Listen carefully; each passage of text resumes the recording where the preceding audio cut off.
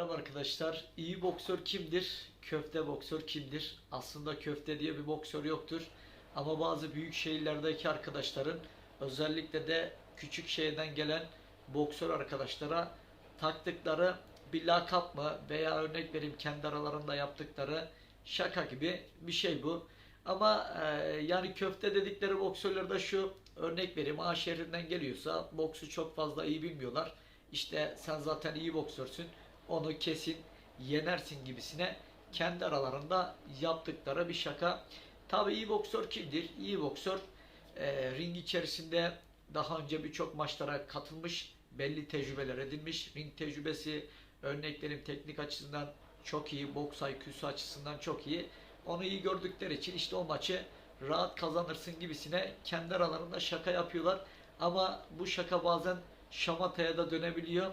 Hiç ummadıkları bir boksör, farklı bir şey, o küçük dedikleri şehirden gelen bir boksör onlara kabusta yaşatabiliyor zaman zaman. Tabi bu örnek benim de Türkiye Şampiyonası'nda geldiğimde işte benim de bana da takılan aslında bir lakap gibi bir şeydi. Ama karşılarında hani bazen ummadık taş baş yarıyor derler. Yani onların da başı yarıldı. Tabi ne olursa olsun karşınızdaki, örnek vereyim, giydikleri forma sizi çok fazla korkutmasın veya sizin onlardan giydikleri forma çok iyi olduğu anlamına asla ve asla gelmiyor. Siz eğer ki kendinize inanıyorsanız karşınızdaki rakip kim olursa olsun hiç fark etmiyor. Siz eğer ki bir şampiyonaya giderseniz, bakın arkadaşlar, eğer ki gittiğiniz her şampiyonada işte A kişisi iyi, B kişisi iyi, o tecrübeli, bu çok güçlü, o dayanıklı, işte onun performansı çok yüksek. Kafanızda bunları çok yorarsanız doğal olarak siz boks ringlerinde maç kazanamazsınız. Eğer ki ringe çıkıyorsan orada aslan sensin, bitmiştir yani. Bunun daha ilerisi gerisi yok. Karşındaki rakibi küçümsemeyeceksin ama o an onu orada kedi gibi göreceksin ve ona göre mücadele edeceksin. Bu şekilde düşündüğün sürece her maçı kazanabilir, her gittiğin turnuvada da şampiyon olabilirsin. İşte şunu diyeceksin: hocam biz her gittiğimiz turnuvada nasıl şampiyon olacağız? İşte bizden daha tecrübeli, teknik olan boksörler var. Uzun yıllar boks yapmış. Hani bazen de onları geçmek zor oluyor. Tabii ki zor oluyor, olmuyor değil, ama şu bir gerçek: o sene birinci Türkiye Şampiyonası'nda yendi, ikinci de yendi, üçüncü de yendi. Dördüncü kez karşılaştığımda sen onu yenmeyeceksin diye kesinlikle bir şey yok, bir anlaşma yok. Dördüncü kez sen onu yenebilirsin, iradeli olacaksın, vazgeçmeyeceksin ve karşındaki rakip kim olursa olsun korkmayacaksın. Eğer ki korkarsan, endişeyle bir maça çıkarsan doğal olarak o maçı kaybedersin. Bakın arkadaşlar, ne olursa olsun kendinize, örnek vereyim, insanların sizi küçümsemesine izin vermeyin. Yani kendinize işte köfte, boksör diyenlere öyle bir cevap verin ki ring içerisinde, yani onları sus pus edin. Bunu yaptığınız sürece boks ringlerinde size her zaman saygı duyacaklar. Kübalı boksörlere neden dünya saygı duyuyor? Kübalı boksörler normalde ekonomik olarak çok güçlü bir ülke değil.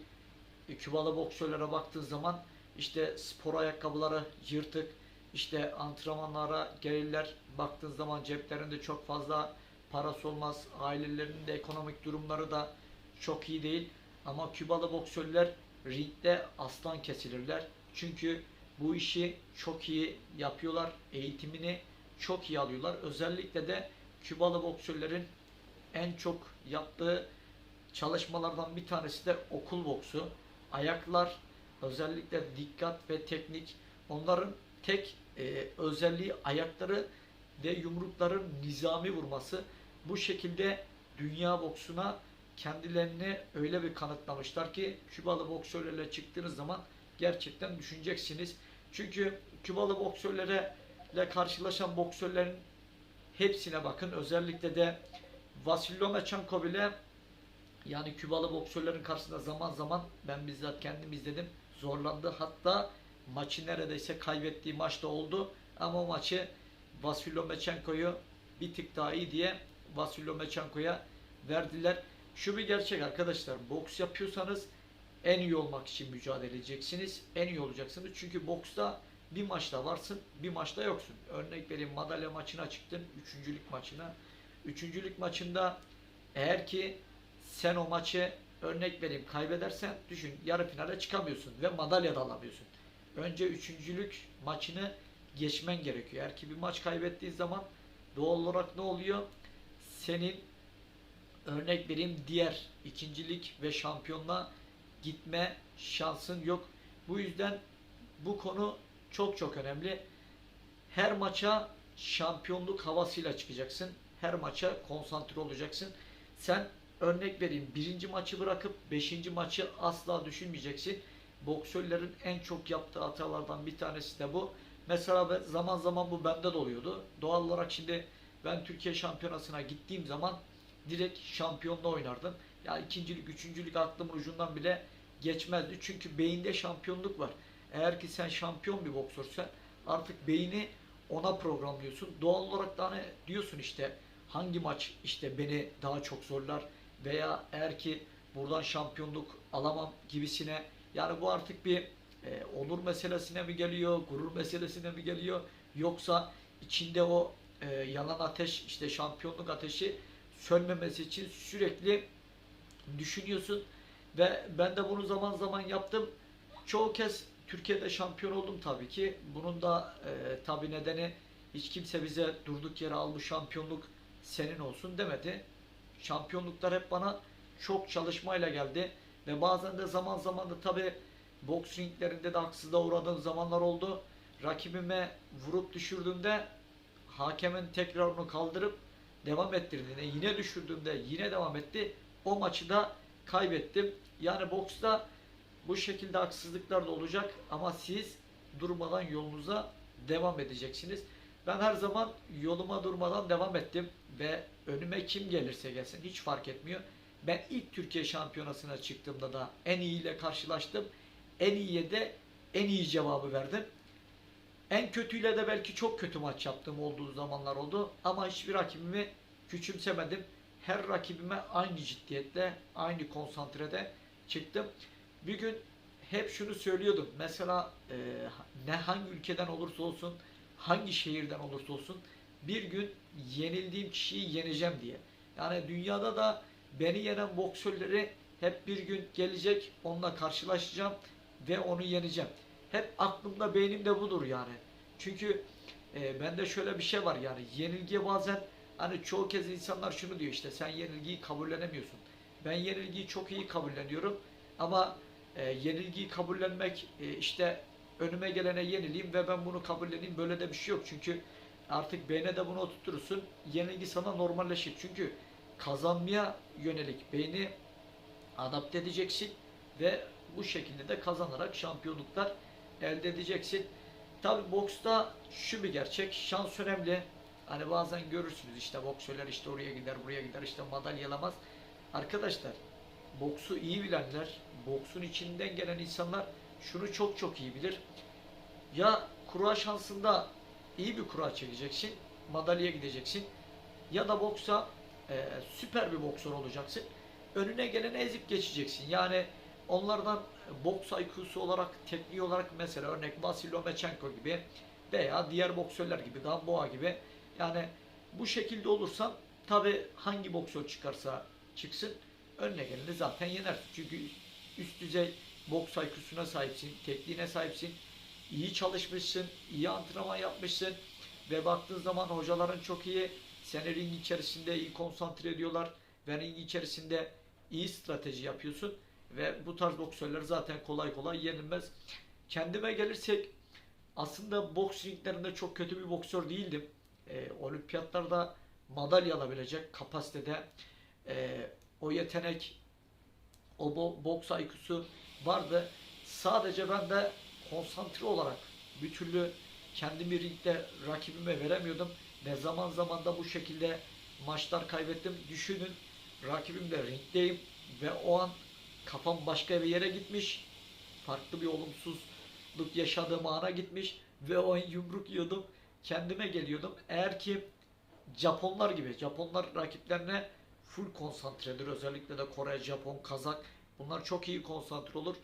Eğer ki emin olun bu şekilde rakiplerime konsantre olsaydım, dikkatimi rakiplerime verseydim kazanamayacağım da maç yoktu diyebilirim.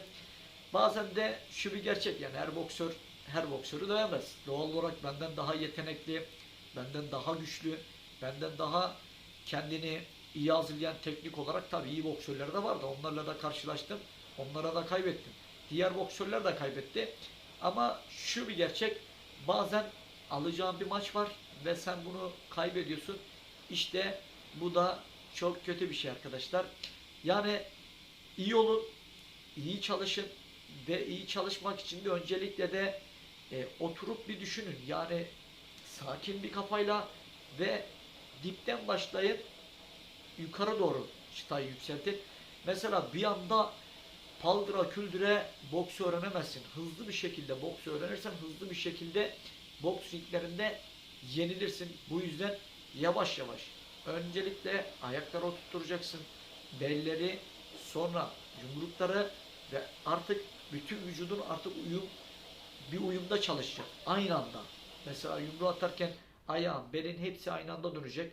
Veya nasıl söyleyeyim, sistematik, kendi kendine örnek vereyim, iyi boksörleri izleyeceksin. Ne yapıyor, nasıl dövüşüyor ve ona göre de kendi o boksörlerden iyi gözlemleyeceksin. Dikkatli bir şekilde ve onlardan birçok şeyi kopyalayıp kendine kopyalayacaksın ve onu zaman zaman da ringde uygulayacaksın. Örnek vereyim, Kübalı boksörler hangi yumruğu vuruyor? Ukraynalılar nasıl dövüşüyor, ne yapıyor? İşte birinci round nasıl, ikinci round nasıl? İşte diğer ülkedeki boksörler özellikle de başarılı olmuş olimpiyatta, dünyada bu boksörleri mutlaka ve mutlaka çok izleyin. Belki mesela baktığım zaman benim şehrimdeki boksörlerin çoğuna baktığım zaman ayakları çok kötüydü. Ama benim ayaklarım çok iyiydi. Çünkü ben sürekli Kübalılar izliyordum. Olimpiyatta Kübalı boksörleri izliyordum. İşte nasıl dans ediyor, nereden vuruyor, ne yapıyor. Rusları, Ukraynalıları, birçok boksörü takip ediyordum. Ve bu şekilde de başarılı oldum zaman zaman. Tabi kötü yaptığım maçlar da olabilir her boksör gibi. Ama genel olarak boks ringlerinde iyi mücadele ettim diyebilirim. Yani onların zaman zaman beklediklerinin bile üstüne çekmişimdir. Hani A boksör çok iyi ama ben A boksöre karşı iyi maç yapmışımdır. Siz de bu şekilde arkadaşlar, kimsenin mesela size şunu diyecekler, işte şu boksör çok iyi, ona kaybedersin. Yani bu onun bunun dediğine kesinlikle bakmayacaksın. Ringe girip aslan keseceksin. Kaybeder, bu maçı kaybeder diyen kişiye öyle bir mesaj vereceksin ki o maçı alıp o bile artık susmak zorunda kalacak. Mutlaka ve mutlaka bunu yapın. Boksta özellikle de sizi kıskanan birçok insan olacak ve beni hala da, yani şu anda boks yapmıyorum aktif bir şekilde, hala da kıskançlıkları bitmiyor. Bunun da nedenini hala anlamış değilim. Herkes kendi yolunda, kendi dünyasında. Ama yapacak bir şey yok. Eğer ki birileri senin boks IQ'nu, boks yeteneğini, boks kapasiteni kendinden daha iyi görüyorsa doğal olarak seni çekemiyor veya kıskanıyor. Bu yüzden de ne oluyor? Bir şekilde seni psikolojik, mental olarak yıpratmaya çalışıyor veya mobbing uygulamaya çalışıyor. Artık bunları çok gördük. Daha etkilenmiyoruz. Biz kendi dünyamızda, bakın burada kendi krallığımızdayız. Çok şükür özgür bir şekilde insanlara boksu anlatıyoruz. Boksla ilgili bilgiler veriyoruz. Bu da bizi mutlu ediyor. Şimdilik benim söyleyeceklerim bu kadar. İyi çalışın, sağlıklı yaşayın ve benden ayrılmayın. Görüşmek üzere arkadaşlar.